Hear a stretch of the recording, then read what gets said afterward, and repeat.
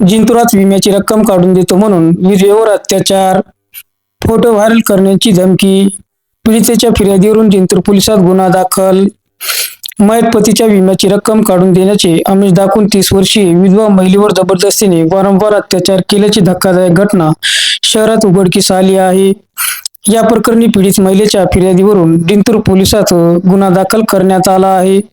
Police सूत्राकडून मिळालेली अधिक माहिती अशी की संशयित आरोपी सुनील गायकवाड वय 38 वर्ष राहणार जिंतूर यांनी फिर्यादी महिलेला तिच्या मयत पतीच्या इन्शुरन्सची रक्कम काढून देण्याचे आश्वासन दिले.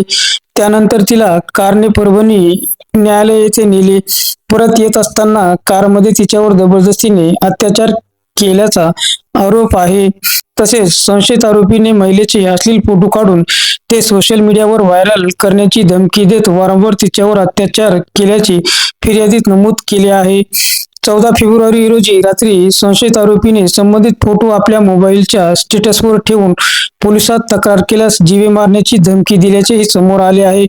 या प्रकरणी पीडित महिलेच्या तक्रारीवरून संशयित आरोपी विरुद्ध संबंधित कलमान्वये गुन्हा दाखल करण्यात आला असून पुढील तपास सहाय्यक पोलीस निरीक्षक जाधव करत असल्याची माहिती मिळत आहे. जिंतूर सहार न्यूज चॅनलची बातमी आवडल्यास लाईक करा, शेअर करा, कमेंट्स करा, सबस्क्राईब करा. जिंतूर सहार न्यूज चॅनलसाठी मी शेख अलीम.